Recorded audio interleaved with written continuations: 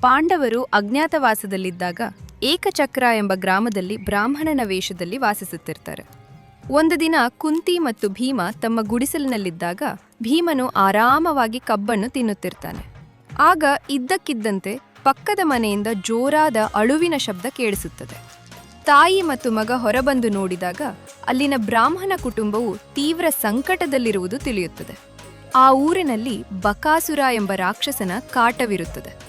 ಪ್ರತಿದಿನ ಊರಿನವರು ಅವನಿಗೆ ಗಾಡಿ ತುಂಬ ಆಹಾರ ಮತ್ತು ಒಬ್ಬ ಮನುಷ್ಯನನ್ನು ಬಲಿಯಾಗಿ ನೀಡಬೇಕಿತ್ತು. ಅಂದು ಆ ಬ್ರಾಹ್ಮಣನ ಕುಟುಂಬದ ಸರದಿಯಾಗಿರುತ್ತದೆ. ಇದನ್ನು ಕೇಳಿದ ತಾಯಿ ಕುಂತಿಯು, ನೀವು ಚಿಂತಿಸಬೇಡಿ, ನಿಮ್ಮ ಬದಲಿಗೆ ನನ್ನ ಮಗ ಭೀಮನನ್ನೇ ಕಳುಹಿಸುತ್ತೇನೆ ಎಂದು ಭರವಸೆ ನೀಡುತ್ತಾಳೆ. ಬ್ರಾಹ್ಮಣ ಕುಟುಂಬವು ಕೃತಜ್ಞತೆಯಿಂದ ಕುಂತಿ ಮತ್ತು ಭೀಮನಿಗೆ ನಮಸ್ಕರಿಸುತ್ತಾರೆ.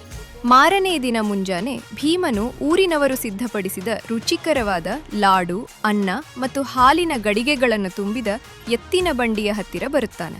ಗ್ರಾಮಸ್ಥರು ಭಯದಿಂದ ಭೀಮನನ್ನು ಹಿಂಬಾಲಿಸಲು ಶುರು ಮಾಡಿದಾಗ ಭೀಮನು ಅವರನ್ನು ತಡೆದು, ನನ್ನನ್ನು ಅನುಸರಿಸಬೇಡಿ, ಆ ರಾಕ್ಷಸನನ್ನು ಸಂಹರಿಸಲು ನಾನೊಬ್ಬನೇ ಸಾಕು ಎಂದು ಧೈರ್ಯ ಹೇಳಿ ಕಳುಹಿಸುತ್ತಾನೆ.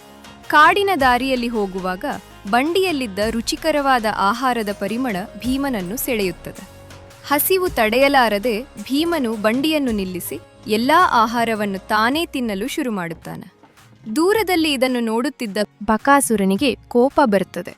ಆಗ ಭೀಮನು ಅವನನ್ನು ಅಣಕಿಸುತ್ತಾ, ಏಲವೋ ಕುನ್ನಿ, ಕೂಳಿದೆ ತಿನ್ನು ಬಾ ಎಂದು ರೇಗಿಸುತ್ತಾನೆ. ಇದರಿಂದ ಕೆರಳಿದ ಬಕಾಸುರನು ಓಡಿ ಬಂದು ಭೀಮನ ಬೆನ್ನಿಗೆ ಜೋರಾಗಿ ಹೊಡೆಯುತ್ತಾನೆ. ಆದರೆ ಭೀಮನಿಗೆ ಅದರ ಅರಿವೇ ಆಗುವುದಿಲ್ಲ. ಅವನು ನಿರಾಳವಾಗಿ ತಿನ್ನುವುದನ್ನು ಮುಂದುವರಿಸುತ್ತಾನೆ. ಊಟ ಮುಗಿಸಿದ ನಂತರ ಸಿಟ್ಟಿಗೆದ್ದ ಭೀಮನು ಬಂಡಿಯಿಂದ ಕೆಳಗಿಳಿದು ತನ್ನ ಗದೆಯಿಂದ ಬಕಾಸುರನಿಗೆ ಸರಿಯಾಗಿ ಪೆಟ್ಟು ನೀಡುತ್ತಾನೆ. ಕೈಗಳಿಂದಲೇ ಅವನನ್ನು ಬಡಿದು ಕೊನೆಗೆ ಒಂದು ಬೃಹತ್ ಮರವನ್ನು ಬೇರು ಸಹಿತ ಕಿತ್ತು ಅದರಿಂದ ರಾಕ್ಷಸನ ಮೇಲೆ ಪ್ರಹಾರ ಮಾಡುತ್ತಾನೆ.